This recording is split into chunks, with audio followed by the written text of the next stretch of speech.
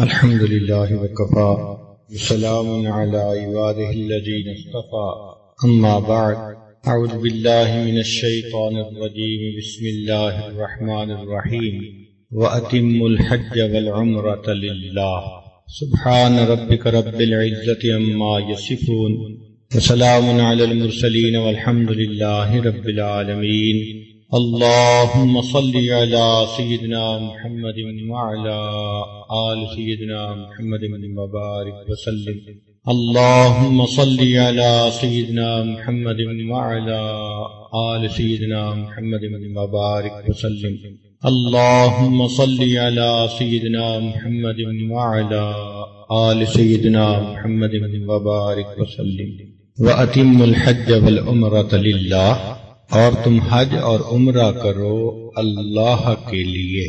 قرآن مجید کی اس آیت میں اللہ رب العزت نے حج اور عمرہ کرنے کا حکم دیا۔ اتمو امر کا صیغہ ہے، حکم ہے، مگر اس میں ایک خاص نقطے کی نشاندہی کر دی کہ للہ، یہ عمل تم اللہ کے لیے کرو۔ اللہ کے لیے کرنے کا کیا مطلب؟ کہ یہ عمل تم اللہ رب العزت کی محبت میں ڈوب کر کرو۔ انسان کئی کام کرتا ہے لیکن اس پر جو نیت غالب ہو، جو رنگ غالب ہو، وہ عمل اسی کے لیے کہا جاتا ہے۔ مثال کے طور پر ایک آدمی اپنے بچوں کے لیے کوئی چیز لاتا ہے تو گو وہ سب مل کے کھا لیتے ہیں، لیکن بیوی سمجھتی ہے کہ یہ بچوں کے لیے آئی ہے۔ چنانچہ کئی مرتبہ اگر کسی بات پہ تکرار ہو جائے تو کہہ بھی دیتی ہے تم جو کرتے ہو اپنے بچوں کے لیے کرتے ہو، میرے لیے کیا کیا؟ اس لیے کہ میاں اور بیوی کے درمیان محبت کا ایک تعلق ہوتا ہے، اور محبت چاہتی ہے کہ رنگ غالب ہو، پتہ چلے کہ یہ میرے لیے عمل ہوا۔ بالکل اللہ رب العزت بھی یہ چاہتے ہیں کہ یہ حج اور عمرے کا عمل بہت ساری عبادات پر مشتمل ہے۔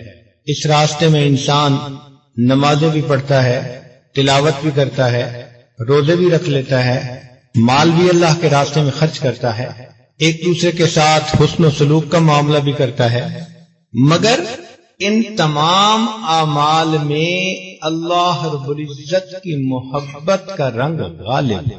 اس لیے خاص طور پر اس کی نشاندہی کی کہ عمرہ اور حج کرو تو میرے لیے کرو، جو کہ حدیث پاک میں آتا ہے کہ قرب قیامت میں بعض لوگ حج کریں گے سیر کی خاطر۔ فرمایا میری امت کے عمراء جو امیر لوگ ہوں گے وہ سیر و سیاحت کے لیے حج کریں گے، اور جو میری امت کے علماء ہوں گے وہ تفاخر کے لیے حج کریں گے، ایک دوسرے کے اوپر فخر ظاہر کرنے کے لیے، میں اتنے حج کر چکا، میں اتنے عمرے کر چکا۔ اور میری امت کے غرباء سوال کرنے کے لیے، بھیک مانگنے کے لیے حج کریں گے۔ اللہ تعالیٰ کیا چاہتے ہیں کہ میرے بندے میرے لیے حج کریں۔ پورے سفر کے ہر عمل سے ان کا مقصود میری محبت ہو۔ یہ جو للہ کا لفظ ہے نا، یہ اپنے اندر بہت گہرائی رکھتا ہے۔ اسی لیے ہمارے اکابر نے فرمایا کہ حج اور عمرے کا سفر عاشقانہ تھا۔ مومن جب گھر سے نکلتا ہے تو وہیں سے اس کو کہہ دیا جاتا ہے کہ یہ تمہارا جو لباس ہے، یہ اونچ نیچ کا فرق ادھر ہی ختم کر دو۔ میرے دربار میں تم سب ایک جیسے ہو، تیرے دربار میں پہنچے تو سبھی ایک ہوئے۔ فرمایا مرد دو چادروں میں لپٹ جائیں، دیکھنے میں کفن کی مانند ہے مگر اس کو احرام کہا جائے گا۔ بکھرے بال ہوں گے، گرد آلود چہرے ہوں گے، سفر کی تھکن ہوگی، ایسے جیسے دنیا کی زیب و زینت سے کوئی واسطہ ہی نہیں۔ نہ تم خوشبو لگا سکتے ہو، نہ اپنے بال کاٹ سکتے ہو، نہ تم کوئی فحش بات اس حالت میں کر سکتے ہو۔ حتیٰ کہ میاں بیوی اگرچہ ایک دوسرے کے لیے حلال ہیں، مگر احرام کی حالت میں تم میاں بیوی بھی آپس میں کوئی محبت کی بات نہیں کر سکتے۔ اس کا اندازہ اس بات سے لگائیے کہ ایک آدمی حج کے سفر پہ چلا، اب اس نے احرام باندھا، تو احرام باندھنے پر جیسے اور بہت ساری چیزیں حرام ہو گئیں، بیوی کے ساتھ جو ایک تعلق ہوتا ہے میاں بیوی کا وہ بھی حرام ہو گیا۔ اب آدمی نے وقوف عرفات بھی کر لیا، مزدلفہ بھی کر لیا، مینا میں آ کر شیطان کو کنکریاں بھی مار لی، قربانی بھی کر لی، قربانی کرنے کے بعد حلق کروا کے احرام اتار بھی لیا۔ فرمایا تمہارے لیے سب چیزیں حلال ہو گئیں مگر بیوی اب بھی حلال نہیں ہوئی۔ کیوں؟ کہ تم نے طواف زیارت نہیں کیا۔ وہ اصل مقصود تھا، پہلے ہماری زیارت کرو، ہم سے ملاقات کرو، اس ملاقات کے بعد بیوی کی محبت تمہارے لیے جائے گا۔ تو معلوم ہوتا ہے کہ یہ جو للہ کا لفظ ہے یہ ہمیں پیغام دے رہا ہے کہ یہ سیر و سیاحت کا سفر نہیں، یہ اللہ رب العزت کی محبت کا سفر۔ وَأَتِمُّ الْحَجَّ وَالْعُمْرَةَ لِلَّهِ، حج اور عمرہ کرو اللہ کی خاطر۔ لہذا عمرے کے ہر عمل میں اللہ کی محبت کا رنگ نظر آنا چاہیے، خامد ہو یا بیوی، بہن ہو یا بھائی، باپ ہو یا اولاد، ہر ایک کے ہر عمل میں اللہ تعالیٰ اس سفر میں یہ دیکھنا چاہتے ہیں کہ خامد ہے تو میری محبت میں کتنا تڑپتا ہے، اور بیوی ہے تو میری محبت میں کتنا تڑپتی ہے، میرے لیے کرو۔ زبیدہ خاتون کے بارے میں آتا ہے، اس نے نہر زبیدہ بنوائی، لاکھوں انسانوں نے فائدہ اٹھایا۔ جب اس کی وفات ہوئی، خواب میں کسی کو نظر آئی، اس نے پوچھا کہ زبیدہ تمہارا کیا معاملہ ہوا؟ کہنے لگی کہ اللہ رب العزت کے حضور پیشی ہوئی، اللہ رب العزت کے سامنے میرا عمل پیش کیا گیا، نہر زبیدہ والا۔ اللہ رب العزت نے فرمایا کہ ہاں تمہاری زبان سے لفظ نکلے، خزانے کا پیسہ لگا اور مزدوروں کا پسینہ بہا، تم یہ بتاؤ کہ تم نے میری خاطر کیا مشقت اٹھائی؟ کہنے لگی کہ میں تو بہت ہی زیادہ ڈر گئی، خوف زدہ ہو گئی، اس لیے کہ میں شہزادی تھی اور میں تو تن کا توڑ کر دورہ بھی نہیں کرتی تھی، تو میں تو کوئی مشقت والا کام کرتی نہیں تھی۔ اور اللہ تعالیٰ کی طرف سے یہ پوچھا گیا کہ بتاؤ تم نے میری خاطر کیا کیا؟ تو میں گھبرا گئی، مگر اللہ رب العزت کی رحمت جوش میں آئی، فرمایا ہاں تمہارا ایک عمل ہے جو تم نے میری خاطر کیا۔ کون سا عمل؟ فرمایا کہ ایک مرتبہ تمہیں بھوک لگی ہوئی تھی، کھانا کھا رہی تھی، تم نے لقمہ سالن میں ڈبویا اور اپنے منہ کی طرف لے جانے لگی تو عین اس وقت ادھر سے اذان کی آواز بلند ہوئی، اللہ اکبر۔ تم نے جیسے ہی اللہ کا لفظ سنا تو تم نے فیل کیا کہ تمہارے سر پہ دوپٹہ پورا نہیں آدھا تھا، تم نے لقمے کو رکھ دیا اور میرے نام کی عزت کی خاطر تم نے پہلے سر کو ڈھانپا اور پھر لقمہ کھایا۔ یہ جو لقمہ کھانے میں تم نے تھوڑی دیر کی تاخیر کی، یہ میری محبت کی وجہ سے کی، ہم نے اس عمل پر تیرے گناہوں کی مغفرت کی۔ اللہ تعالیٰ فرماتے ہیں وَأَتِمُّ الْحَجَّ وَالْعُمْرَةَ لِلَّهِ، حج اور عمرہ کرو اللہ کے لیے۔ تو یہ یاد رکھیں کہ جو سفر ہم نے کیا ہے یہ ایک مقصد کے لیے کیا ہے، اور وہ مقصد ہے اللہ رب العزت کو راضی کرنا۔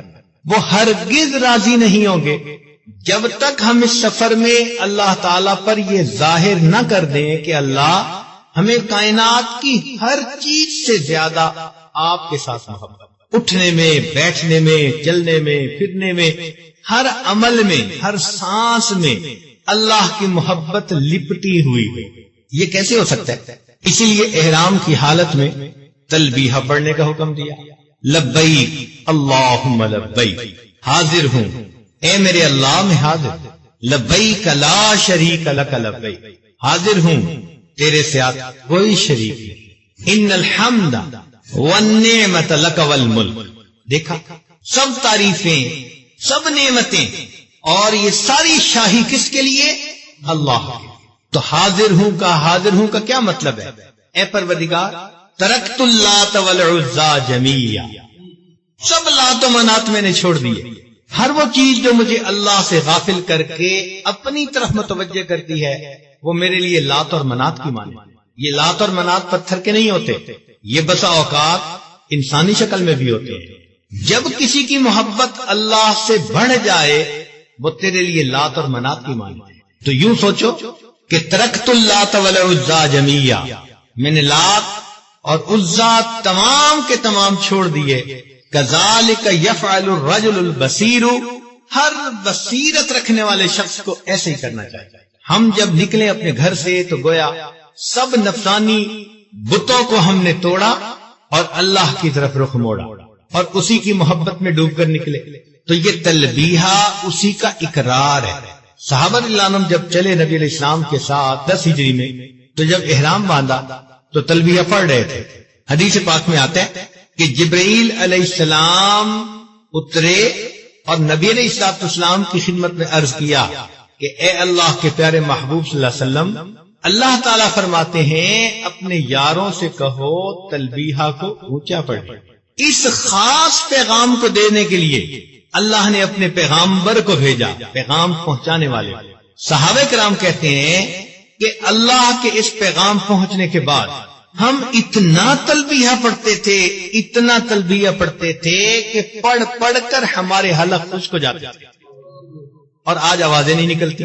پینے کو پانی کی جگہ جوس پیتے ہیں، کھانے کو جگہ ان کو روٹی کی بجائے چکن پیس چاہیے، مگر زبان اللہ کے ذکر سے اتنی عاجز بن گئی کہ تلبیہ اونچی آواز سے نہیں پڑھ پاتے، گھنٹوں گزر جاتے ہیں تلبیہ نہیں پڑھتے اور حالت احرام میں ہوتے ہیں۔ یہ کیسا عمرہ ہوا بھائی؟ ہمیں تو تلبیہ اتنا پڑھنا چاہیے کہ یوں سمجھیں کہ کروٹ کروٹ، اٹھتے اٹھ بیٹھتے، قدم قدم، ہر وقت تلبیہ پڑھیں اور اللہ کی محبت میں ڈوب کر تلبیہ پڑھیں۔ اس لیے فقہا نے لکھا ہے کہ جب انسان اونچائی پہ چڑھے تو چڑھنے سے پہلے تلبیہ پڑھے، جب نیچے اترے تو اترنے سے پہلے تلبیہ پڑھے، ہر تبدیلی حال کے اوپر تلبیہ پڑھے، حتیٰ کہ اگر کوئی دوست ملنے کے لیے آیا تو پہلے تلبیہ پڑھے، پھر دوست کو سلام کہہ کر ایک دوسرے کے ساتھ ملے۔ ہر عمل میں اللہ کی محبت پہلے، یہ سفر میں یہی سکھاتا ہے۔ تو کیا فرمایا؟ وَأَتِمُّ الْحَجَّ وَالْعُمْرَةَ لِلَّهِ، حج اور عمرہ کرو اللہ کے۔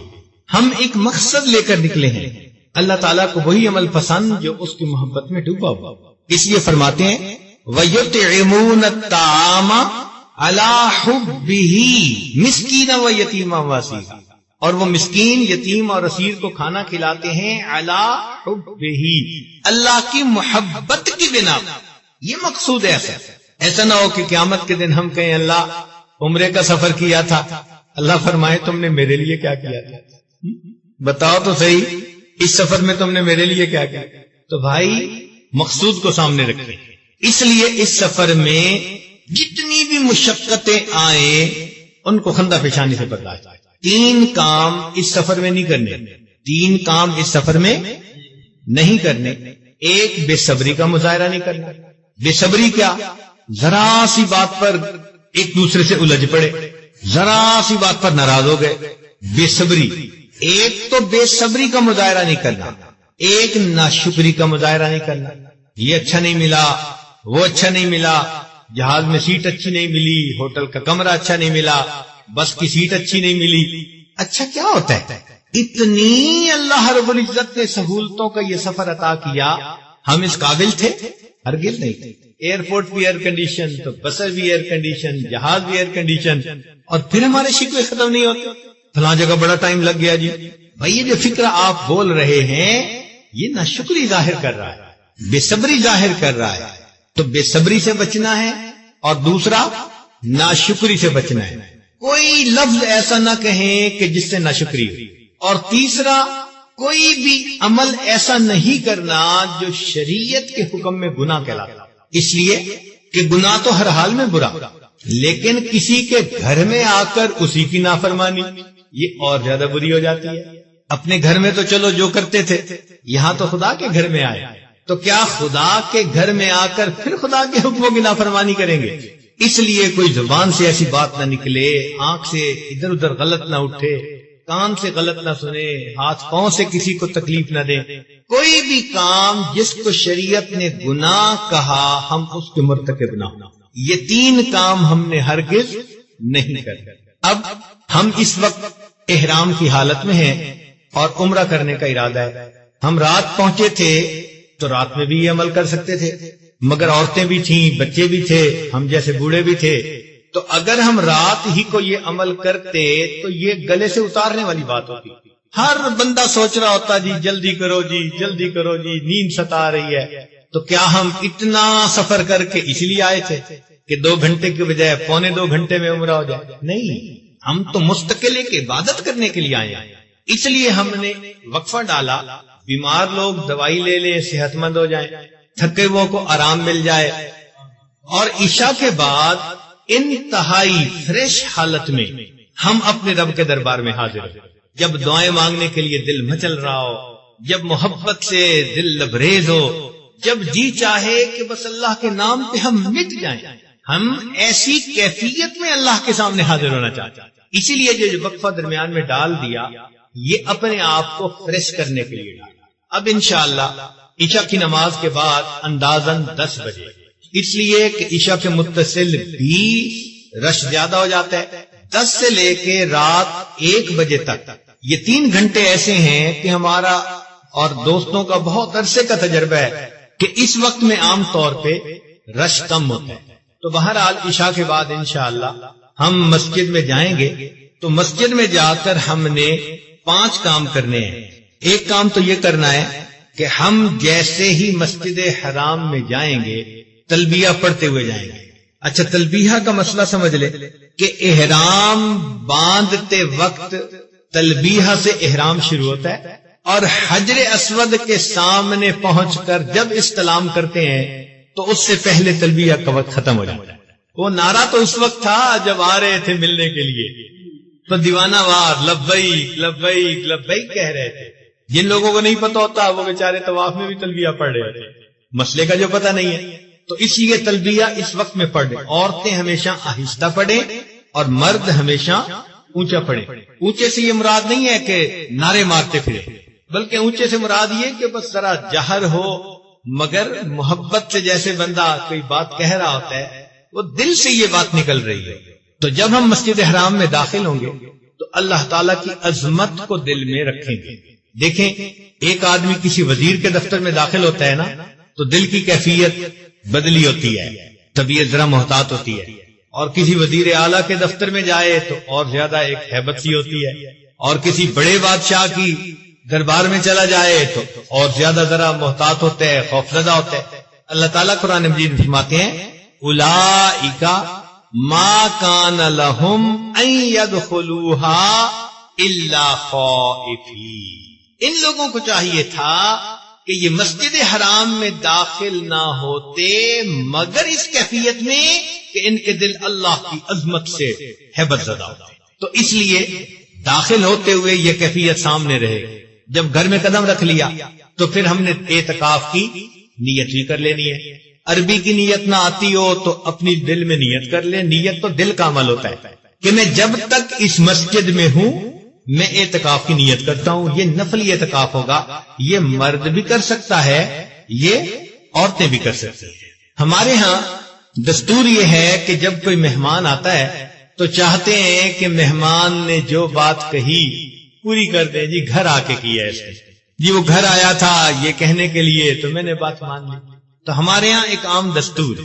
اللہ رب العزت کی مہمان نوازی فرماتے ہیں، فرمایا کہ جب تم آؤ گے اور میرے گھر پر تمہاری پہلی نظر پڑے گی تو پہلی نظر پر تم جو دعا مانگو گے ہم تمہاری اس دعا کو قبول کر لیں گے. سبحان اللہ. اب اس کی تفصیل علماء نے لکھی کہ پہلی نظر سے کیا مراد. تو مومن کو چاہیے کہ جب حج کے عمرہ کے لیے جائے یا حج کے لیے بیت اللہ شریف کی طرف تو نظریں جھکائے رکھے. اس لیے کہ چلتے چلتے اچانک نظر اٹھ گئی، دیکھ بھی لیا، نظر ہٹ بھی گئی تو پہلی نظر تو پڑ گئی. تو ہم کیوں بے دھیانی میں ایسا معاملہ کریں. تو نگاہیں نیچی رہیں، ادب سے چلتے جائیں. چلتے چلتے جب مطاف میں پہنچے جہاں طواف کرتے ہیں اس کو مطاف کہتے ہیں. بیت اللہ کے گرد جہاں گھومتے ہیں اس جگہ طواف کرتے ہیں اور اس جگہ کو مطاف کہا جاتا ہے. اب اس مطاف میں جب پہنچ جائیں گے نا باہر کا لیول اونچا ہے اور بیت اللہ شریف نیچے کی جگہ پر ہے، نچان کی جگہ پر. تو آپ کو کئی ساری سیڑھیاں نیچے اترنا پڑے گا وقفے وقفے سے. تو اس کا طریقہ یہ ہے کہ جماعت میں ہم چلیں گے تو بس نگاہیں نیچی ہوں اور چلتے جائیں چلتے جائیں چلتے جائیں. جہاں جا کر ہم رکیں گے تو آپ سمجھ لیں کہ اب یہاں پر ہم بیت اللہ کے سامنے. تو آپ بے شک چند سیکنڈ اپنے آپ کو وہاں پر تھوڑا سنبھال لیں اور جب آپ سمجھیں کہ اب میں حاضر ہوں، دل حاضر ہے، اب آرام سے نظر اٹھائیں اور نظر چھپکنے سے پہلے جو کوئی خاص دعا مانگنا چاہتے ہیں وہ دعا مانگیں. اب سوال پیدا ہوا کہ کیا خاص دعا مانگیں. کسی نے امام اعظم ابو حنیفہ رحمۃ اللہ علیہ سے پوچھا کہ حضرت دعائیں بہت ہیں اور نظر ایک ہے، اب پلک چھپک جاتی ہے تو کیا مانگیں. تو فقہا کی باتیں بہت گہری ہوتی ہیں. امام اعظم رحمت اللہ علیہ نے فرمایا کہ تم پہلی نظر میں یہ دعا مانگنا، اے اللہ مجھے مستجاب الدعوات بنا دے۔ کیا مطلب؟ اس کا مطلب یہ کہ اے اللہ آج کے بعد میں جتنی بھی زندگی میں دعائیں مانگوں گا میری تمام دعاؤں کو قبول کر لینا۔ ماشاءاللہ، دیکھا نکتے کی بات سمجھا دی اللہ۔ بس اصولی بات یہ ہے کہ ہمیں مستجاب الدعوات بنا دیجیے، پھر ڈیٹیل بعد میں کرتے رہیں گے۔ یہاں ایک بات ذہن میں رکھیں کہ اب پلک چھپک گئی تو دعا کا وقت ختم نہیں ہو گیا، سمجھے نا؟ ہاں، وہ جو قبولیت کی بات تھی نا کہ پہلی نظر میں دعا، وہ ڈیوریشن ختم ہو گئی، مگر ایک اور ٹیکنیکل بات عرض کر دیں کہ دعا پھر بھی مانگتے رہے۔ اس لیے ایک ہی مجلس میں اگرچہ ہم بعد میں بھی دعا مانگتے رہیں گے تو اللہ تعالی کی شان سے یہ وعید ہے کہ وہ اس مجلس کی مانگی ہوئی کچھ دعا کو قبول کرے اور بقیہ کو ریجیکٹ کر دے۔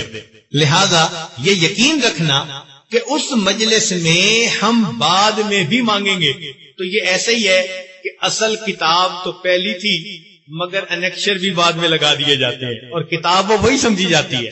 تو کچھ دیر دعا مانگیں، تسلی سے مانگیں، یہ ایک عمل ہو گیا۔ تو گویا ایک عمل ہمارا بنا خوف زدہ کیفیت میں، ہیبت زدہ کیفیت میں اللہ کے گھر میں داخل ہونا، اور یہ صرف احرام کی حالت میں نہیں ہے، جب بھی حرم شریف میں داخل ہوں اسی کیفیت کے ساتھ اور اعتکاف کی نیت کریں۔ اور دوسرا کام کیا کرنا ہے کہ پہلی نظر میں دعا مانگے۔ تیسرا عمل مردوں کے لیے، جو احرام کی چادر ہم نے لپیٹی ہوتی ہے اس احرام کی چادر کو دائیں کندھے سے نیچے سے بائیں کندھے کے اوپر لے کے آنا، اس کو التباء کہتے ہیں۔ کیا کہتے ہیں؟ التباء کہتے ہیں۔ تو ہر وقت التباء نہیں کرنا ہوتا، ہر وقت تو چادر لپیٹنی ہوتی ہے، لیکن جب وہاں جائیں اور طواف کرنے کے قریب ہوں دعا مانگ لیں تو اب تیسرا کام کیا کرنا ہے؟ التباء کرنا ہے۔ اعتکاف کی نیت بھی کر لی، پھر دعا بھی مانگ لی اور التباء بھی کر لیا۔ تو اب اگلا پوائنٹ ہے استقبال کعبہ، حجر اسود کے سامنے جانا اور حجر اسود کے سامنے آنا۔ یہ دو لفظ ہیں، ذرا توجہ فرمائیے گا۔ ایک ہے استقبال، یہ الگ سنت ہے، اور ایک ہے استلام، یہ الگ سنت۔ یہ دو الگ الگ عمل ہیں، ایک عمل نہیں ہے۔ تو اب ہم حجر اسود کی طرف جائیں گے اور حجر اسود کے سامنے قبلے کی طرف رخ کر کے اس طرح کھڑے ہوں گے کہ حجر اسود ہمارے دائیں کندھے کی طرف، یعنی ہم حجر اسود سے تھوڑا سا پہلے ہوں گے۔ یہ اس کے سامنے آ کر جب ہم کھڑے ہو گئے اور دل میں نیت کر لی کہ اب ہم نویت العمرۃ للہ تعالی، میں عمرے کی نیت کرتا ہوں، یا نویت ان اطوف، میں طواف کی نیت کرتا ہوں، تو اس وقت ہم طواف کی نیت کر لیں گے سامنے آ کر۔ بات سمجھ آ گئی؟ اور پھر تحریمہ جیسے باندھتے ہیں نا، یعنی نماز میں جیسے کانوں کی لو تک ہاتھ اٹھا کے اللہ اکبر پڑھتے ہیں، تو ہم نے یہاں پر کانوں کی لو تک ہاتھ اٹھا کر پڑھنا ہے بسم اللہ اللہ اکبر وللہ الحمد۔ یہ تین چیزیں، بسم اللہ اللہ اکبر وللہ الحمد۔ یہ ہمارا استقبال مکمل ہو گیا۔ کیا مکمل ہو گیا؟ استقبال مکمل۔ جب استقبال مکمل ہو گیا اب ہم ایک قدم اٹھا کر حجر اسود کے سامنے آ جائیں گے، دائیں طرف قدم اٹھائیں گے نا ایک، تو ہم حجر اسود کے سامنے آ گئے۔ جب سامنے آئیں گے تو اب ہمیں حجر اسود کا استلام کرنا ہے، سلام کرنا ہے۔ اگر تو حجر اسود قریب ہو تو پھر ہم نے حجر اسود کے اوپر دونوں ہاتھ رکھ کر سائیڈوں پہ اس کو بوسہ دینا ہے۔ لیکن اگر رش ہو جیسا کہ ہوتا ہے اور ہم دور ہیں تو اگر لاٹھی ہو تو لاٹھی لگا سکتے ہیں، لیکن وہ بھی نہیں تو دور سے ہاتھ کا اشارہ ہی کر سکتے ہیں، جیسے چھوٹے بچے کو دور سے فلائنگ کس دی جاتی ہے، ایسے ہاتھ کا اشارہ کر کے اس کو کس کرتے ہیں۔ استلام کا انگلش میں ترجمہ فلائنگ کس ہے۔ تو بس ہم دور سے یوں سمجھیں کہ ہم حجر اسود کو فلائنگ کس دے رہے ہیں۔ حدیث پاک میں آتا ہے کہ حجر اسود دنیا میں اللہ رب العزت کا داہنا ہاتھ ہے، یمین اللہ فی الارض، دنیا میں اللہ کا دایاں ہاتھ ہے. تو جیسے آپ جاتے ہیں اپنے والد کو ملے، بڑے کو ملے تو ہاتھ کو بوسہ دیتے ہیں، ایگزیکٹ یہی سمجھیں. ہم جب استلام کرتے ہیں ہم گویا پروردگار کے اس داہنے ہاتھ کے اوپر اپنے امیجنیشن میں بوسہ دیں. اب کس محبت سے بوسہ دینا چاہیے بھائی، یہ آپ خود اندازہ لگا لیجیے. اس کو استلام کہتے ہیں. تو یہ دو الگ الگ عمل، یعنی استقبال الگ عمل ہوا اور استلام الگ عمل ہوا. اعتکاف کی نیت کر لی، دعا بھی مانگ لی، التوا بھی کر لیا، استقبال بھی کر لیا اور استلام بھی کر لیا. یہ استقبال عورتوں نے بھی کرنا ہے اور استلام بھی عورتوں نے کرنا ہے، لیکن التوا مردوں کے لیے ہے، عورتوں کے لیے نہیں ہے. تو 5 چیزیں مکمل ہو گئی. اب ہمارا طواف شروع ہو گیا تو ہم پھر رائٹ کی طرف مڑیں گے، کیونکہ اب تک تو رخ حجر اسود کی طرف تھا. اب ہم رائٹ کی طرف مڑیں گے. طواف کے 7 چکر ہوتے ہیں، مگر مردوں کے لیے پہلے جو 3 چکر ہیں ان میں رمل کرنا. رمل کہتے ہیں کہ پہلوانوں کی طرح ذرا ہمت سے چلنا. اس کا ترجمہ دوڑنا نہیں ہوتا. کچھ لوگوں کو دیکھا کہ بھیڑ کے باوجود دوڑتے ہیں، ادھر کو نہیں لگی ادھر کو نہیں لگی. نہیں، دوڑنا نہیں ہے، بلکہ ہمت کے ساتھ. جیسے پہلوان ایک دوسرے کے سامنے آتے ہیں تو ذرا اپنے آپ کا ہمت دکھاتے ہیں پنجہ آزمائی کے لیے، اس کیفیت کے ساتھ. چنانچہ یہ رمل ہم نے کرنا ہے، جوانوں نے بھی بوڑھوں نے بھی. عورتوں کو رمل نہیں کرنا. صحابہ کرام تھکے ہوئے تھے سفر کی وجہ سے، تو نبی علیہ الصلوۃ والسلام نے سوچا کہ کفار کے سامنے کہیں مسلمانوں کی ضعف کمزوری نہ ظاہر ہو. تو آپ صلی اللہ علیہ وسلم نے ذرا ہمت کے ساتھ اس طرح سے یہ 3 چکر لگائے. اللہ تعالیٰ کو اپنے محبوب کی ادا پسند آ گئی، ہمیشہ کے لیے اس کو ایسے طواف کا حصہ بنا دیا جس طواف کے بعد صحیح کر گئی. اب جب رمل بھی 3 چکر میں کر لیا تو 4 چکر اور لگانے ہیں. اور ہر شوط، یہ جو ایک چکر ہے نا، اس کو عربی میں شوط کہتے ہیں. کیا کہتے ہیں؟ شوط کہتے ہیں. تو 7 شوط کا ایک طواف بنتا ہے، اور ہر چکر جب پورا ہوگا تو حجر اسود کے سامنے آ کے پھر استلام کریں گے. 7 چکر مکمل کر کے جب ہم نے استلام کر لیا تو طواف مکمل. اب طواف کے بارے میں چند ایک باتیں ذہن میں رکھ لیجئے کہ طواف ایک عبادت ہے. جیسے نماز عبادت ہے تو نماز میں انسان اپنی آنکھوں، اپنی نظروں کو ادھر ادھر نہیں بھٹکا سکتا کہ کھڑے نماز میں اور دائیں بھی دیکھ رہے ہیں بائیں بھی دیکھ رہے ہیں. نہیں، اسی طرح طواف کے دوران بھی نگاہیں نیچی رہے، بیت اللہ شریف کی طرف نہیں دیکھنا. طواف میں نہ بیت اللہ شریف کی طرف رخ ہونا چاہیے، نہ طواف میں بیت اللہ شریف کی طرف پشت ہونی چاہیے. بلکہ اگر آپ چل رہے ہیں اور پیچھے سے ریلا آیا اور آپ نے 2-3 قدم اس طرح چل لیے کہ جس میں آپ کا رخ بیت اللہ، سینہ بیت اللہ کی طرف تھا، تو وہ 3 قدم طواف میں شمار نہیں کیے جائیں گے.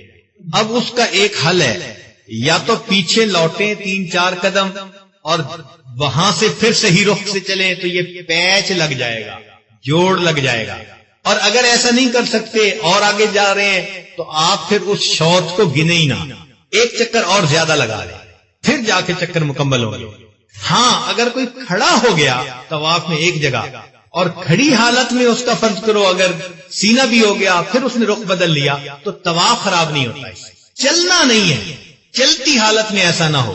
اب مسئلہ یہ بھی حل ہو گیا کہ جب ہم استلام کریں گے تو اس وقت تو پھر سینہ بیت اللہ کی طرف ہو جاتا ہے، لیکن چونکہ اس وقت ہم چل تو نہیں نہ رہے ہوتے، اس لیے اگر استلام کر کے پھر رخ موڑ کے پھر چل لیا تو ہمارے طواف پہ کوئی فرق نہیں پڑا. بات سمجھ آ گئی. اور ایک مسئلہ یہ بھی ذہن میں رکھیں کہ لوگوں کو چونکہ مسئلے کا اتنا پتہ نہیں ہوتا، کئی لوگوں کو دیکھا میاں بیوی طواف کر رہے ہیں تو بیوی نے خاوند کے کندھے پہ ہاتھ رکھا ہوا ہے یا خاوند نے بیوی کے کندھے پہ ہاتھ رکھا ہوا ہے یا ہاتھ پکڑا ہوا ہے. طواف عبادت ہے.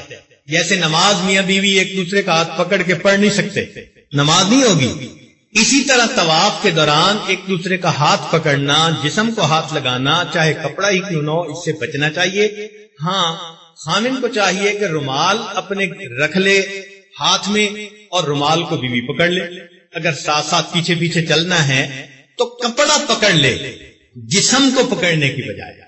اور اسی طرح خامل بھی بیوی کے جسم کو ٹچ کرنے کی بجائے اس کے برقعے کو چلو پکڑ لیں یا کوئی کپڑا پکڑ لیں تو مقصود سمجھ لیں کہ عبادت ہے، اور عبادت میں کامل توجہ اللہ رب العزت کی طرف ہوگی تو پھر بات بنے گی۔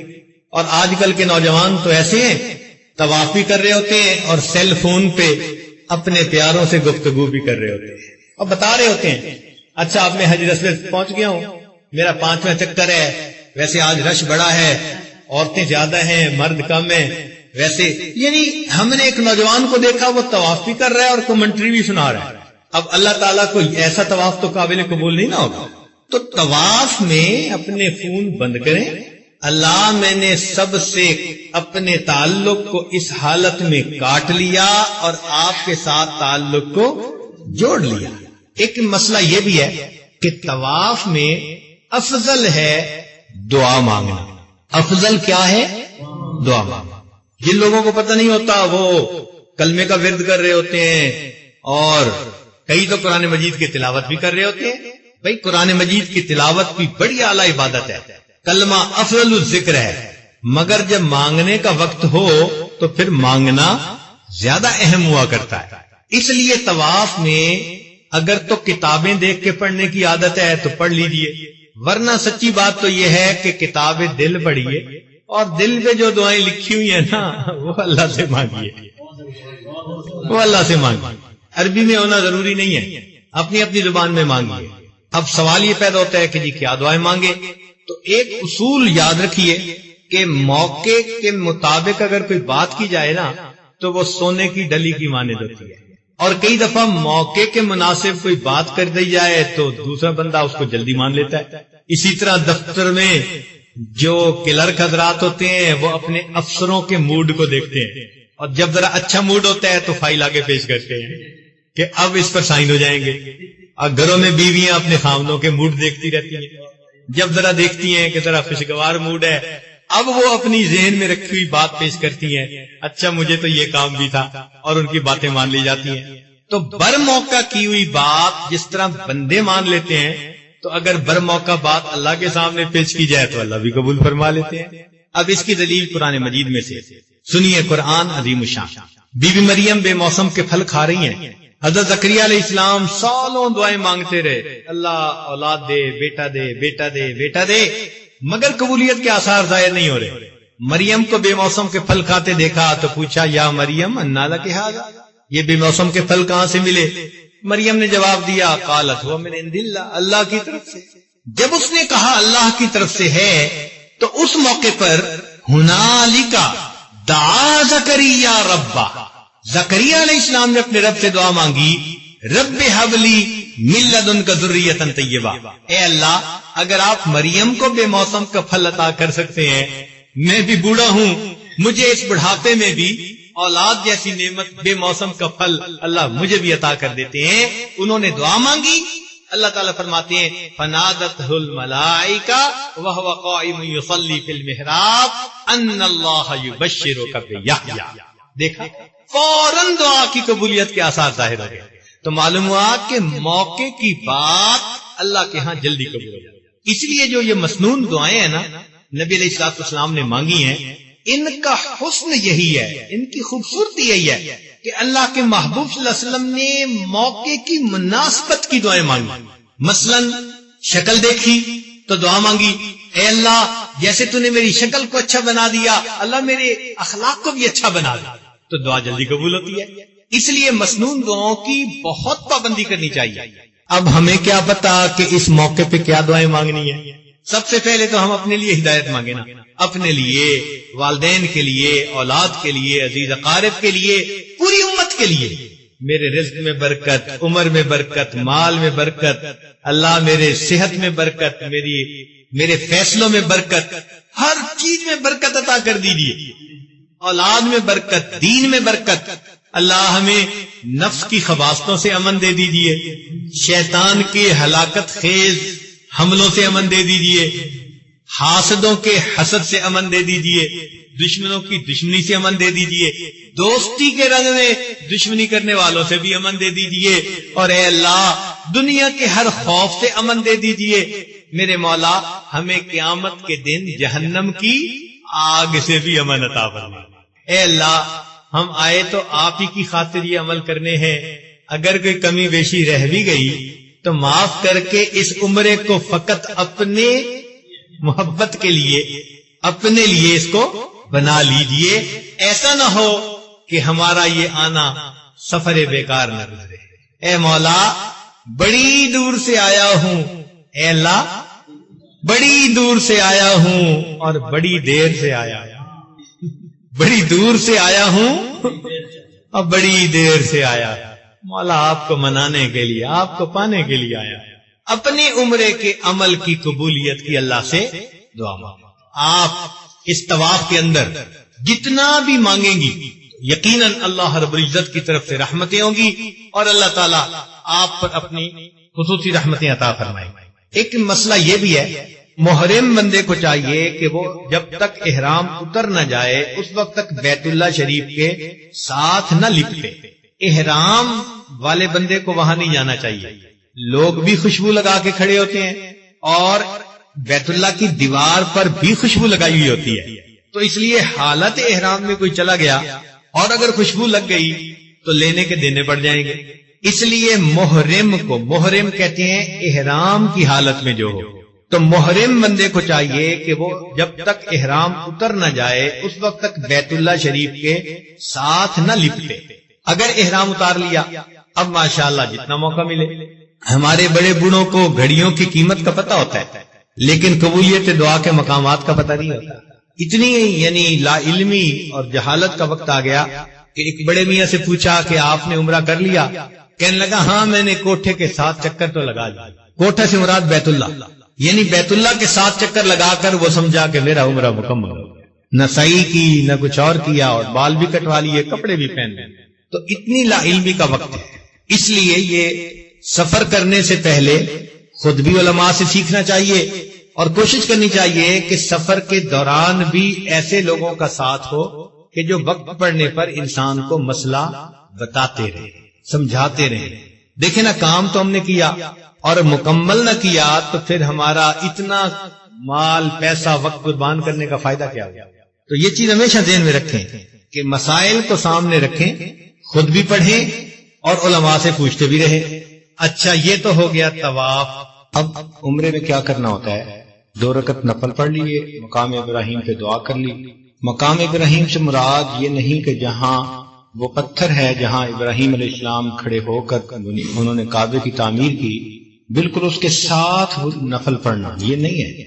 جیسے بعض لوگ ساتھ نفل پڑھنے کے شوق میں طواف والوں کے لیے مصیبت کر دیتے ہیں، راستہ روک لیتے ہیں، مشکل ہو جاتی ہے، خود بھی پریشان ہوتے ہیں اور دوسروں کے لیے بھی پریشانی کا سبب بنتے ہیں۔ بلکہ اس کی سیدھ میں پیچھے چلے جائیں اور پرسکون ہو کے 2 رکعت نفل پڑھیں۔ اس کے بعد پھر زمزم پینا ہوتا ہے۔ پہلے زمزم ایک کنویں کی شکل میں تھا اور شروع میں تو اس میں سے خود ڈول بھر کے نکالتے تھے اور پیتے تھے۔ حضرت مولانا احمد علی لاہوری رحمۃ اللہ علیہ جب آئے تو یہ مقام ابراہیم اس وقت ایک جگہ پر فکس نہیں تھا، یہ اٹھا کے پتھر کبھی ادھر رکھ دیتے تھے کبھی ادھر رکھ دیتے تھے۔ درمیان میں جب بارش کا طوفان آیا تو بارش کا طوفان اتنا تھا کہ سیلاب کی شکل میں، تو یہ پتھر اس کے ساتھ لڑکتا لڑکتا اجیاد پہنچ گیا محلے میں۔ پھر وہاں سے اس کو اٹھا کے لائے تو اس کے بعد سے پھر اس کو ایک جگہ پر فکس کر دیا گیا۔ پھر لوگوں سے اس کی ڈر تھا کہ کہیں اس کو نقصان نہ پہنچائیں، کیونکہ اشراف کے ساتھ اشرار بھی آ جاتے ہیں عقیدے کے مخالف، اس لیے پھر اس کے اوپر انہوں نے شیشے کا ایک یعنی چاروں طرف جو ہے ایک جگہ بنا دی تاکہ دور سے دیکھنے والے دیکھ سکیں، اس کو ہاتھ نہ لگا سکیں۔ مگر پہلے یہ کھلا ملتا تھا تو مولانا احمد علی لاہوری رحمۃ اللہ علیہ ایک مرتبہ تشریف لائے تو انہوں نے زمزم پینا تھا، تو انہوں نے کیا کیا کہ وہ یہ پتھر کو اٹھا کر لے گئے زمزم کے پاس اور ڈول پانی کا نکال کر انہوں نے پاؤں کے نشان میں ڈالا اور اس پاؤں کے نشان سے وہ پانی پینے لگے۔ یہ بڑوں کی باتیں ہیں جن کو محبت ہوتی ہے اکابر کے ساتھ۔ زمزم کو دیکھنا بھی، کنویں کے اندر نظر ڈالنا بھی عبادت ہے۔ حدیث پاک میں آتا ہے کہ بیت اللہ کو دیکھنا عبادت، ماں باپ کے چہرے کو دیکھنا عبادت، کسی عالم کے چہرے کو دیکھنا عبادت، قرآن مجید کو دیکھنا عبادت، اسی طرح زمزم کو دیکھنا بھی عبادت، یعنی کنویں کے اندر نظر ڈالنا۔ اب آج کوئی آدمی وہاں جا ہی نہیں سکتا اس لیے کہ اس کو کور کر دیا گیا، تو نیت کر لینے سے ثواب مل جائے گا کہ اگر ہمیں قدرت ہوتی تو ہم زمزم میں ضرور دیکھتے۔ تو جہاں بھی اس وقت زمزم کا انتظام ہے آپ وہاں قبلہ رخ ہو کر اس کو پی لیں، اور وہیں کھڑے ہو کر آپ اگر دعا مانگ لیں گے تو انشاءاللہ وہ جو قبولیت دعا والی برکت ہے وہ اللہ تعالی ہمیں بھی عطا فرما دے۔ نبی علیہ الصلوۃ والسلام نے فرمایا کہ زمزم کو جس نیت سے پیا جائے یہ اسی نیت پر کے مطابق بندے کو بدلہ دیتا ہے۔ مثلا بھوکا بندہ بھی اس کو پی لے تو بھوک اتر جاتی ہے، پیاسا پی لے تو پیاس اتر جاتی ہے، تاہم زمزم پیتے وقت جو دعا مانگی جائے وہ قبول ہوتی ہے۔ اب اس پر علماء نے بہت لکھا جی کہ کیا دعا مانگے، تو بعض نے کہا کہ بھائی چونکہ یہ پینے کی چیز ہے تو انسان اپنی موت کے وقت کی پیاس کو یاد کرے اور یہ دعا مانگے کہ اے اللہ اب میں جو زمزم پی رہا ہوں اس کے بدلے میرے موت کے وقت کی پیاس کو بجھا دیجیے۔ بعض نے قیامت کے دن کی سختی کے وقت کو دیکھا کہ اس وقت کی پیاس کو بجھائیے۔ جو عقل معاد رکھنے والے لوگ تھے انہوں نے نکتہ نکالا، انہوں نے فرمایا کہ دیکھو بھئی یہ پینے کی چیز ہے اور علم کے گھونٹ بھی بندہ بھرتا ہے، تو پیتے ہوئے دعا مانگے کہ اے اللہ مجھے بھی علم کے دریا علم کے سمندر عطا فرما دی، گھونٹ بھر رہا ہوں، ہر گھونٹ کے بدلے میرے سینے میں علم کا دریا بہا دیجئے، ہر قطرے کے بدلے میرے اوپر علم کا ایک باب کھول دیجئے، اپنی معرفت عطا فرما دیجئے۔ تو یہ بہرحال چاہنے والوں نے کہا کہ بھائی ہے تو پینا ہی نا، ہم زمزم پی رہے ہیں، اور کچھ لوگ دنیا کے سرخ رنگ کا پانی پی لیتے ہیں، ان کو دنیا کا نشہ چڑھ جاتا ہے، تو ہم یہ پانی پیتے ہوئے دعا مانگتے ہیں کہ اللہ ہم جو یہ زمزم پی رہے ہیں ہمیں ہر قطرے کے بدلے اپنی محبت کا شربت کا گھونٹ پلا دیجیے، شراب الفت پلا دیجیے اس کے بدلے میں۔ تو زمزم پیتے ہوئے اللہ تعالیٰ کی محبت کی مشروب جو ہے اس سے ضرور مانگا کریں، ضرور مانگا کریں۔ اس لیے نبی علیہ السلام اس کو پیتے بھی تھے، جو بچ جاتا اس کو اپنے سر پر ڈالتے حصول برکت کے لیے، چہرے پہ ڈالتے حصول برکت کے لیے، بس اوقات سینے پہ بھی ڈالتے تھے حصول برکت کے لیے۔ تو یہ واقعی اللہ رب العزت کی ایک بڑی نعمت ہے جو اللہ تعالیٰ نے اس امت کو عطا فرمائی۔ چنانچہ زمزم کو پینا چاہیے نہایت ذوق شوق ادب کے ساتھ۔ زمزم کے بارے میں یہ باتیں اپنی جگہ، ایک بات نبی علیہ السلام نے فرمائی کہ مومن زمزم کو سیر ہو کر پیتا ہے اور منافق زمزم کو تھوڑا بھی۔ خوب پینے سے مراد یہ نہیں ہے کہ آپ 5 گلاس پی سکتے ہیں تو 10 گلاس پی کے آئیں اور پھر راستے میں ہی آپ کو وضو بنانے والی جگہ پر جانا پڑ جائے یا پیٹ خراب ہو جائے گھر پہنچنے کے بعد، نہیں۔ مطلب یہ کہ جتنی آپ کے اندر طلب ہے، عادت ہے، اگر آپ 2 گلاس پیتے ہیں تو 2 گلاس پیئیں، 3 پیتے ہیں 3 پیئیں۔ جب آپ کی طبیعت سیر ہو جائے تو بس آپ سمجھ لیں کہ میں نے کافی زمزم پی لیا۔ مگر کوشش کریں کہ اپنے کمروں میں بھی بجائے دوسرے مشروب پینے کے زمزم کے کین نیچے سے خرید کے رکھ لیں فریج میں، اور کھانے کے دوران اور آگے پیچھے زمزم ہی پیا کریں۔ یہ وہ نعمت ہے جو یہاں پر وافر مقدار میں ملتی ہے، اپنے گھروں میں تو لمیٹڈ ہوگی، لہذا اس قیام کے دوران زمزم کو نہایت محبت کے ساتھ پی کر یہ ثابت کر دے کہ ہمارا شمار ایمان والوں میں ہے، منافقین نہیں۔ اب جب زمزم پی لیا اور دعا بھی مانگ لی تو اس کے بعد اگلا کام ہے سعی کا۔ سعی کرنے سے پہلے 9واں استلام کرنا ضروری ہے، یعنی 8 استلام تو ہو چکے تھے طواف کے دوران، 7 چکر اور 8 استلام، سمجھ گئے؟ 7 چکر اور 8 استلام، شروع میں بھی کیا آخر میں بھی کیا، تو چکر 7 بنے، استلام 8 بنے۔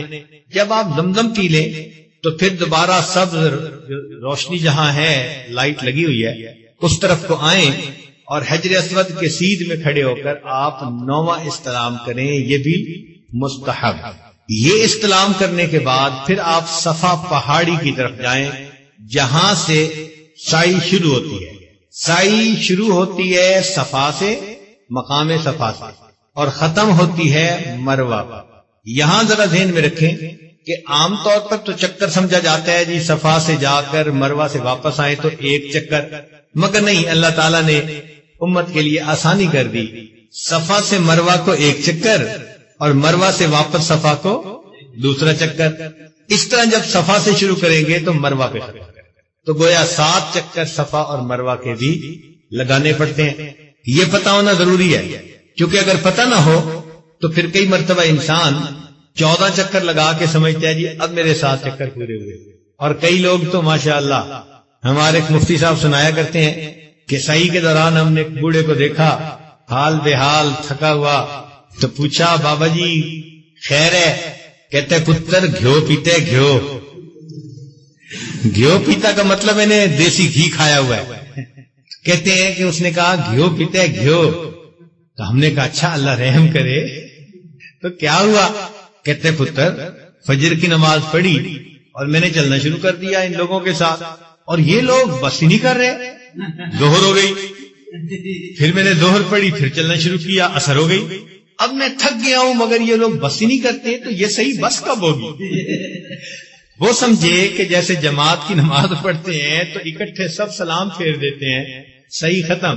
اسی طرح ہماری صحیح بھی ختم ہوگی اسی طرح. انہوں نے کہا بابا جی آپ یہاں ساری عمر اگر رہیں گے نا چلتے تو آپ کو لوگ کم نہیں ہوں گے، یہ چلنے والے ملتے ہی رہیں گے. تو یہ پتہ ہونا ضروری کہ صحیح کے 7 چکر ہیں.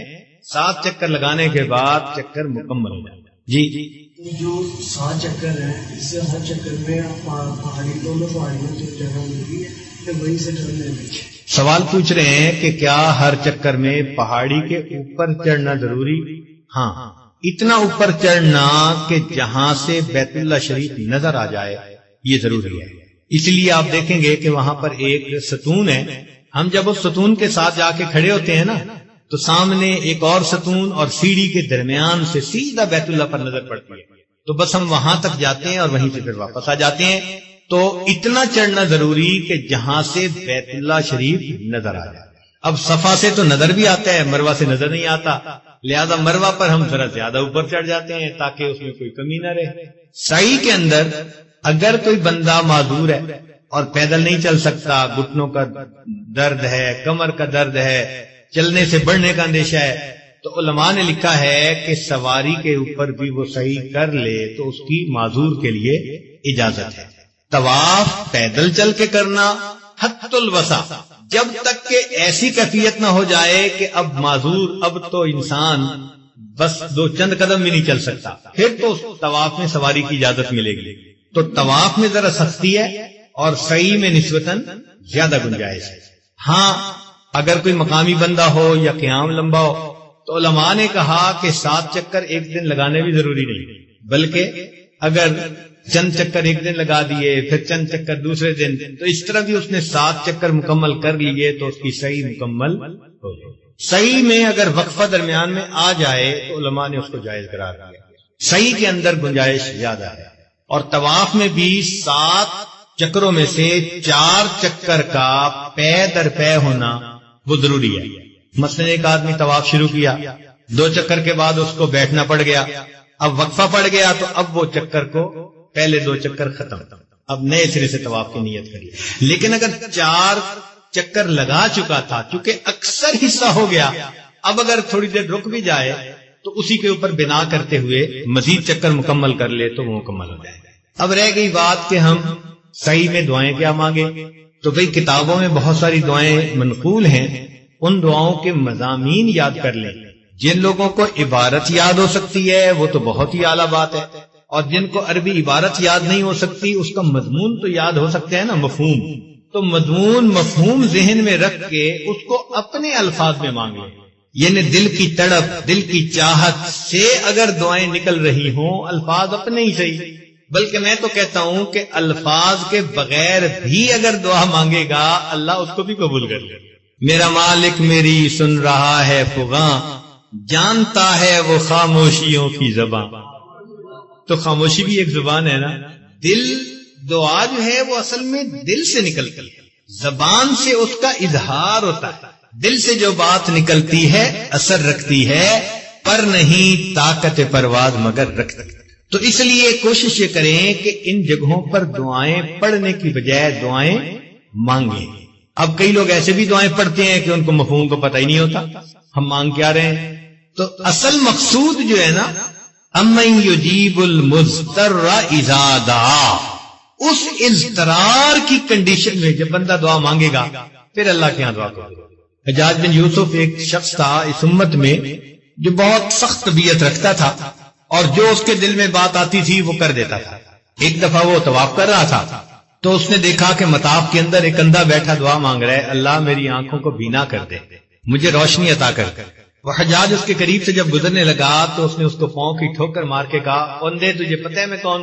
تو وہ بیچارہ حیران ہو گیا کہ یہ کون ہے؟ پوچھا کون؟ کہنے لگا حجاج بن یوسف۔ وہ تو گھبرا گیا۔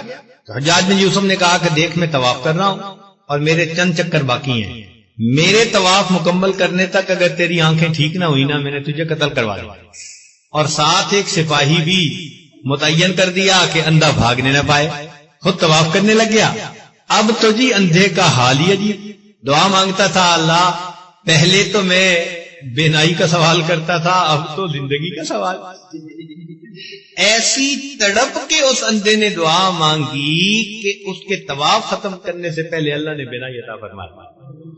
حجاج بن یوسف نے کہا کہ میں نے اپنے بڑوں سے یہ بات سنی ہوئی ہے کہ جیسے تم پہلے دعا مانگ رہے تھے نا، قیامت تک یہاں بیٹھ کر بیت اللہ کے سامنے وہ دعا پڑھتے رہتے، تمہاری بینائی کبھی نہ ملی، کیونکہ زبان سے الفاظ نکل رہے تھے، دل حاضر نہیں تھا۔ اب جب تمہیں جان کی فکر ہوئی کہ میری تو موت اور زندگی کا سبب ہے یہ، اب تم نے تڑپ کے دعا مانگی، اور جو بندہ اس مطاف میں تڑپ کے دعا مانگے اللہ کبھی اس کی دعا کو رد نہیں کیا گیا۔ تو بھئی ہماری خوش نصیبی ہے کہ اللہ رب العزت نے ہمیں اس عظمت والی جگہ پر حاضری کی توفیق عطا فرمائی۔ تو بیت اللہ کے سامنے تڑپ کے مانگیے، جو مانگیں گے قبول ہوگی۔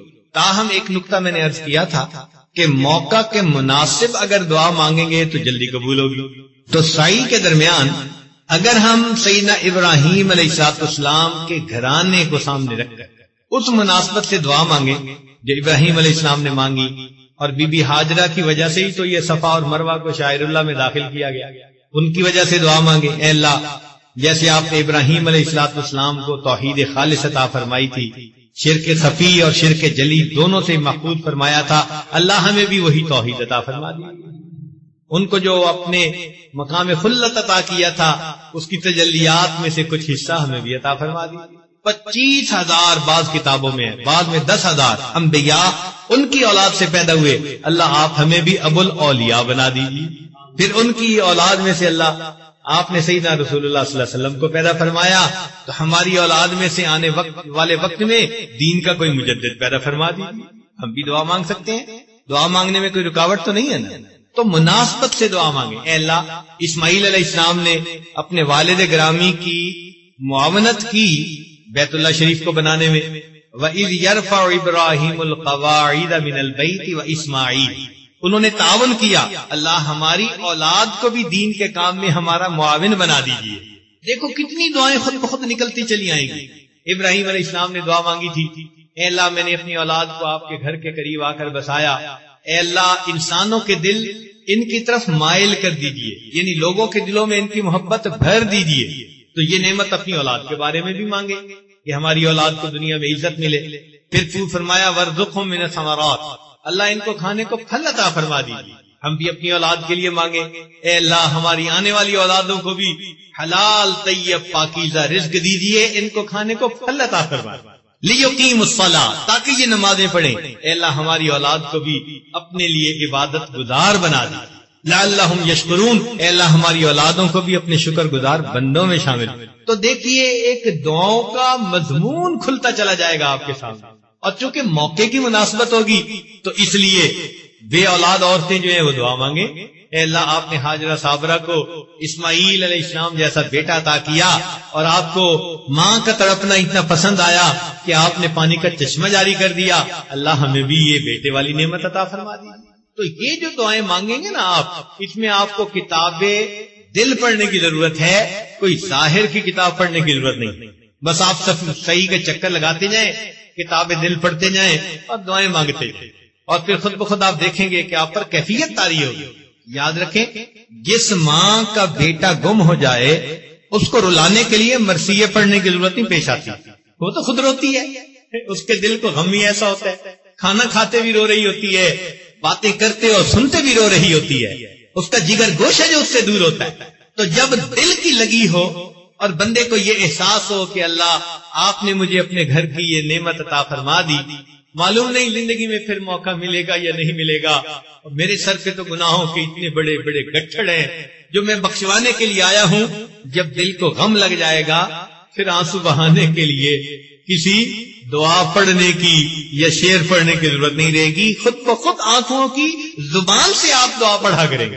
جیسے لوگ الفاظ سے دعا مانگتے ہیں نا، آپ اپنے آنسوؤں سے دعا مانگیں۔ یہ جو آنسو ہے نا، یہ خاموش پیغام دے دیتے ہیں۔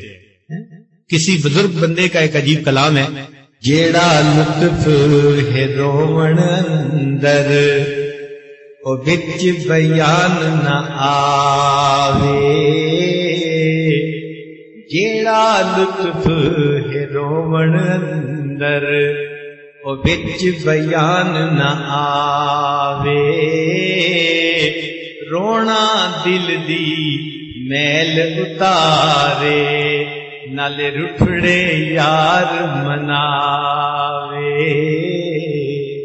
تو وہی رونے میں ایک عجیب لطف اور مزہ ہے، یہ دل کی میل اتارتا ہے اور ناراض محبوب کو راضی کر دیتا ہے۔ تو جب آپ دل سے دعا مانگیں گے تو دیکھیں گے کہ اللہ رب العزت کی رحمت ہوگی، اور اللہ تعالیٰ گناہوں کو بھی بخشیں گے، اور اللہ تعالیٰ ہماری امیدوں سے بڑھ کر ہمیں عطا کریں۔ صفا پہ دعا قبول، مروہ پہ قبول، جو درمیان میں سرخ لائٹوں کے درمیان جہاں مرد دوڑتے ہیں تو وہاں بھی دعا قبول۔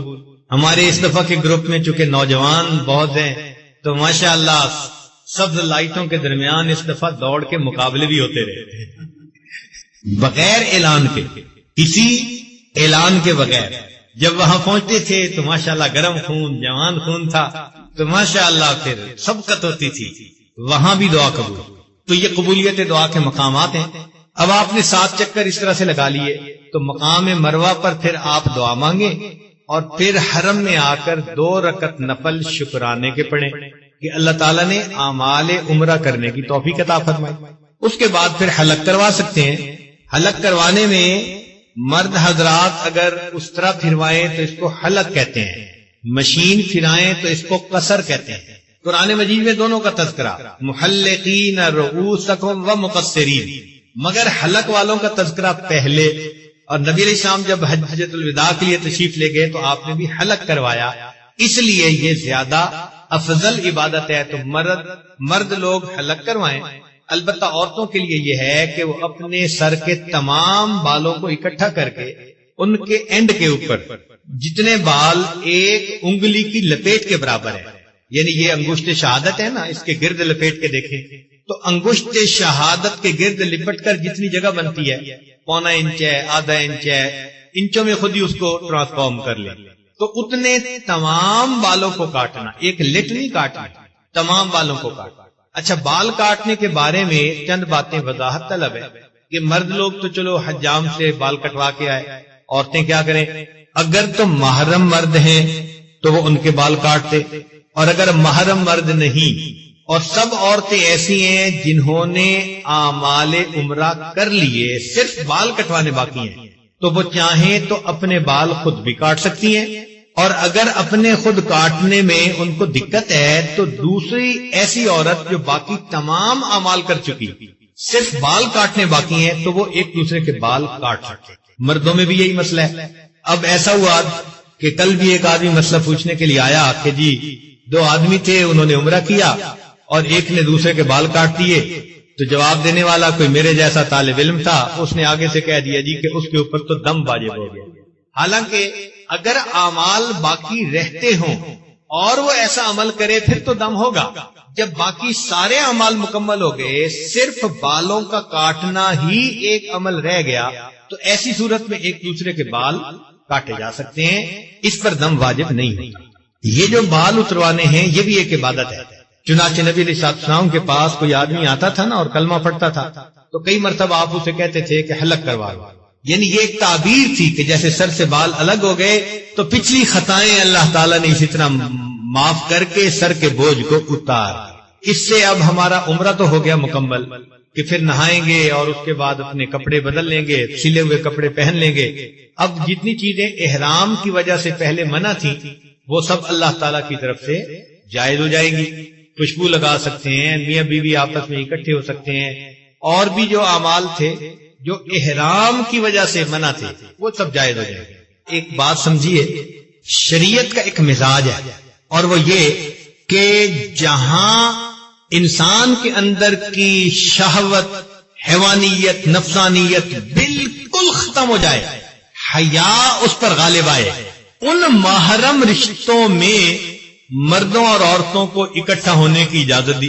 بیوی ہے، ماں ہے، بہن ہے، خالہ ہے، پھوپھی ہے، وہ محرم رشتے کہ جہاں انسان پر حیا غالب آتی ہے اور اس کے اندر سے حیوانیت نکل کر اس پر انسانیت غالب ہوتی ہے، ان رشتوں میں کیا حکم دیا کہ تم اگر مرد اور عورتیں آپس میں ایک دوسرے کے سامنے آ بھی جائیں تو ٹھیک ہے، اور جہاں محرم نہیں وہاں کیا حکم دیا کہ عورتیں الگ اور مرد الگ۔ تو شریعت نے ایک مزاج دیا نا، سمجھے؟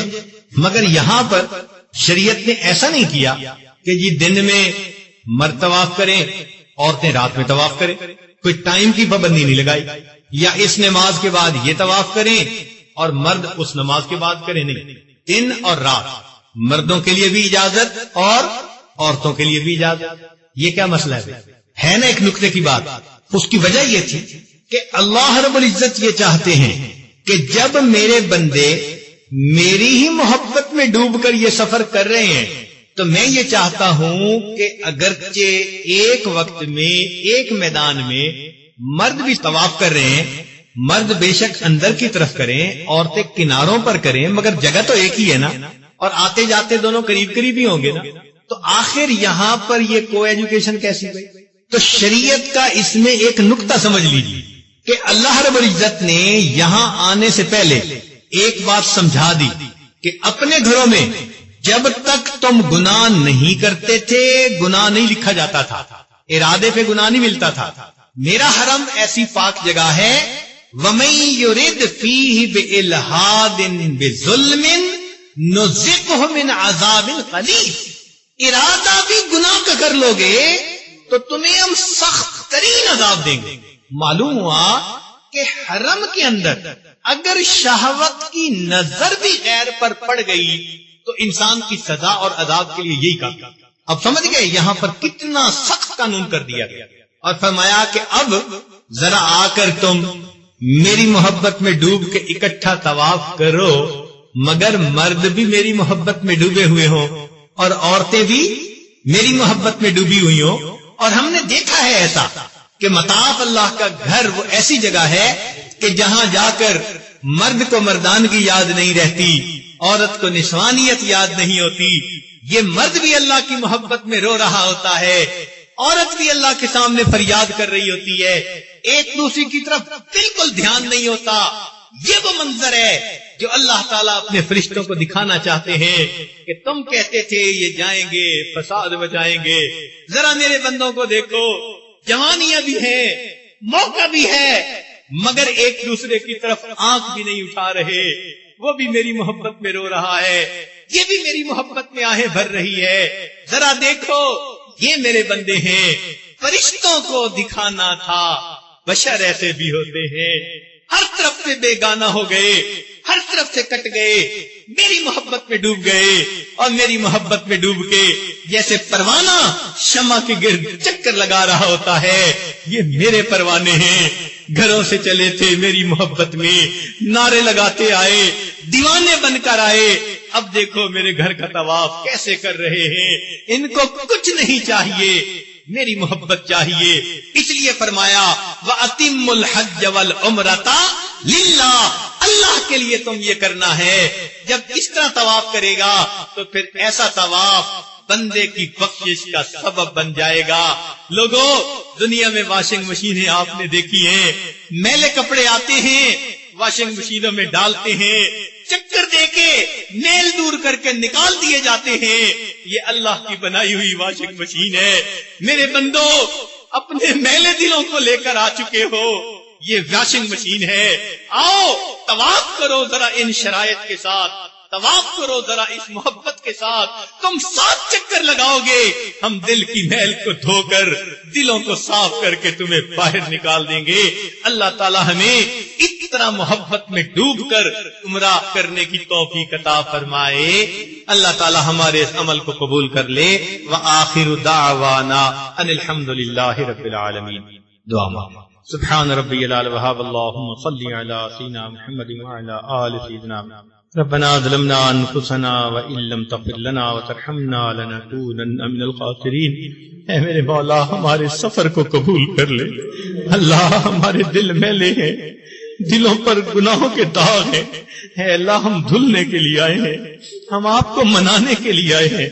میرے مولا ہمارے اس سفر کو قبول کر لیجئے اور اے اللہ ہم سے راضی ہو جائیے اور ہمیں صحیح آداب کے ساتھ عمرہ کرنے کی توفیق عطا فرما دیجئے۔ اللہ جن دوست احباب نے مردوں عورتوں نے دعاؤں کے لیے کہا، اللہ سب کی دل کی نیک مرادیں پوری فرما لیجئے۔ صلی اللہ تعالی علی حبیبہ سیدنا محمد و آلہ و اصحابہ اجمعین برحمتک یا ارحم الراحمین۔